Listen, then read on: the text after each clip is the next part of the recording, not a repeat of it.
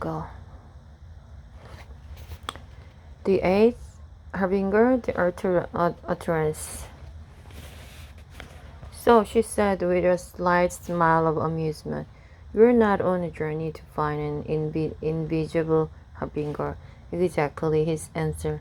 An invisible harbinger based on unidentifiable imagery. Unidentifiable image on a seal. Yes. What about the other clues? Like one speaks of what is and the other of what would be? Yes. What could I do with that? What was it revealing? He gave you other clues though. He told me that the last two fingers were unlike the others and you like all of them. And was that a help? Does it sound like a help? Not a lot of help, no. The most I could get out of it was that each of the harbingers had to do with one piece of the mystery, but the last two wouldn't be about one piece, but about the mystery as a whole, not like any of the others. And yet, like all of them. Sounds plausible enough, yes, but still leading me nowhere. What about the vow? Up to the point, everything was following the ball, everything was taking place in order. There was nothing left. You had the bricks, the tower, the Gazi stone, the sycamore, and the arid tree. It ended with, "But we will plant cedars in their place." There was nothing else in the verse to give any clues. What about it being far away? There was the one clue that actually gave me something to go on. How? I asked him if it was as far away as the mountain. He answered that it was just about as far. Pretty general. Still, it was something to go on. The mountain was about 4 hours away from the city, so the same distance would be, but about as far, she said. Isn't equivalent to saying it's the same distance. Still, he replied, it could be the same distance in any case. To be safe, I allowed it a distance of 3 to 5 hours from the city. That's a few hundred miles. Then I drew a circle around it. With New York City in the center? Yes, to a radius of a few hundred miles. To see what it would include, there had to have been a lot of places. There were New York State, New Jersey, Connecticut, uh, Pennsylvania, Massachusetts, Maryland, Delaware. But how could that possibly lead you to find the eighth harbinger? It would be a needle in a haystack.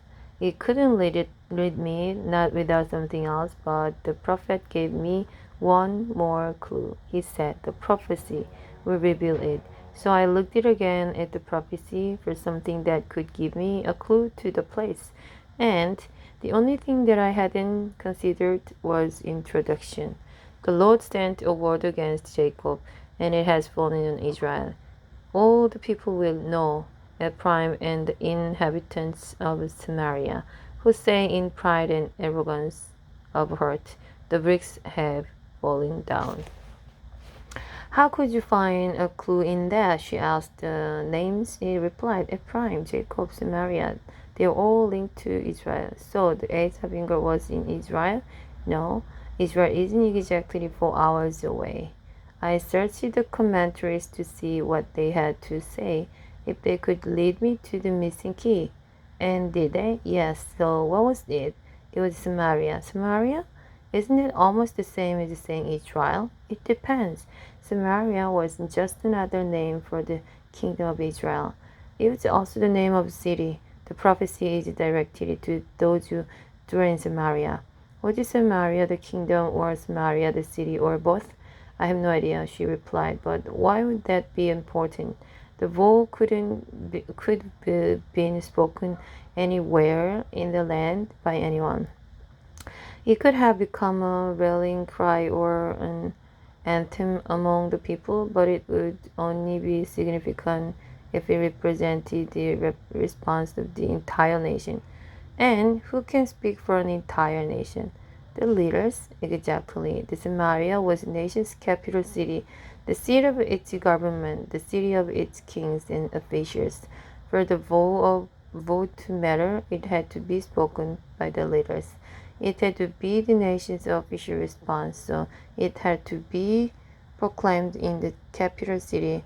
And then I discovered a clue in one of the commentaries on Isaiah 9:10.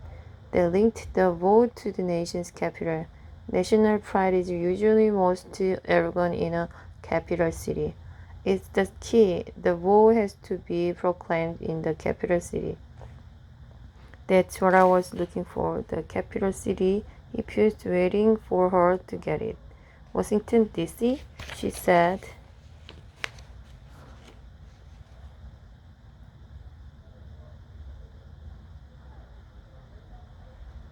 What were the two targets of 911? He asked. New York City and Washington. It was already connected. What about the distance? She asked. Did it fall inside the radius? Washington is just a little over 4 hours from New York City, the same distance as to the mountain. So if I was right, there would be some connection between Washington, D.C. and the words of the vote. If I was right, then somewhere in the capital city was the eighth harbinger. So that's where I had to go. But how would you know where to go once you got there? She asked. I wouldn't any more than I knew where to go the other times. I just went on what I knew or what I thought I knew.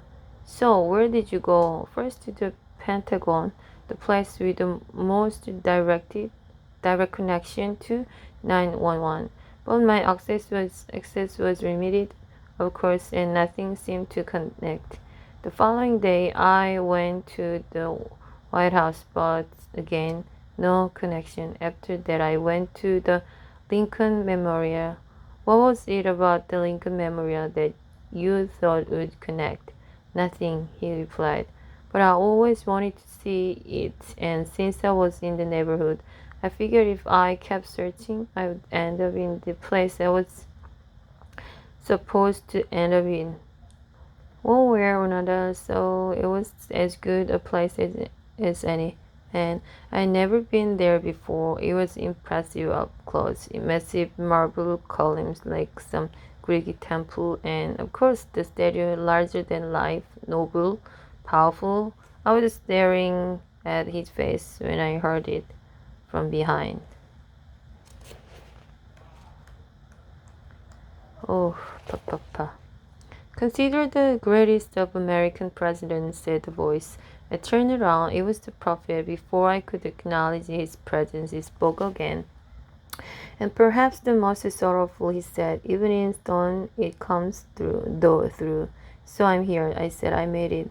You did, Nuriel. I'm impressed, but I knew you would. He led me over the side to look at the words engraved on the wall. Lincoln's second inaugural address, he said, and then began to read the words out loud. The Almighty has his own purposes. Fondly do we hope, fervently do we pray, that this mighty scourge of war may speedily pass away. Yet, if God wills that it continue until all the waste piled by the bondsman's 250 years of unrequited toil shall be sunk, and until every drop of blood drawn with the lash shall be paid by another drawn with the sword.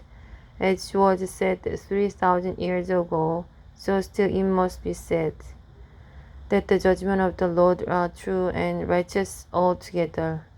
He paused and turned to see my reaction. Do you understand what it's saying, Nuriel? That behind the war that was devastating the nation was judgment, a national judgment for the sin of slavery, until every drop of blood drawn with the lash shall be paid by another drawn with the sword. And so his sadness, I said quietly.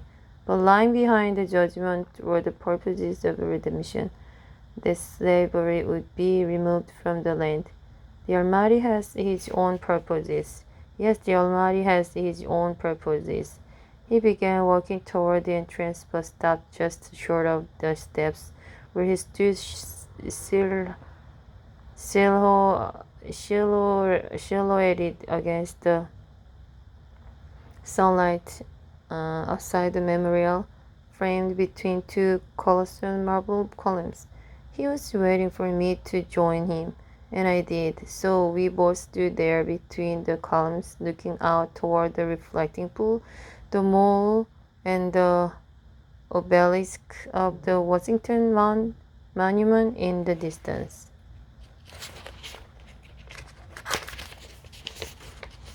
So tell me, Nuriel, how did you know? How did you know it was Washington?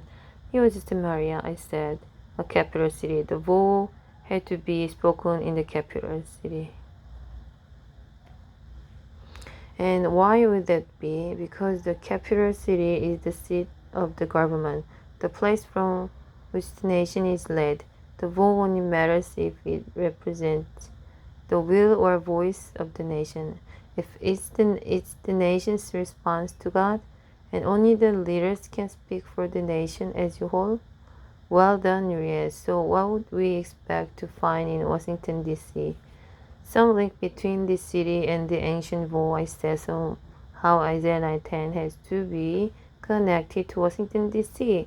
Correct. In the days of Isaiah, the wall would undoubtedly have been spoken or repeated throughout the land, but the vow is proclaimed with authority and on behalf of the entire nation. It sums up the nation's response and sets forth its future course, whatever else it may have been. The vow had to have been a public declaration of a nation's leaders. It had to be proclaimed somehow in the capital city.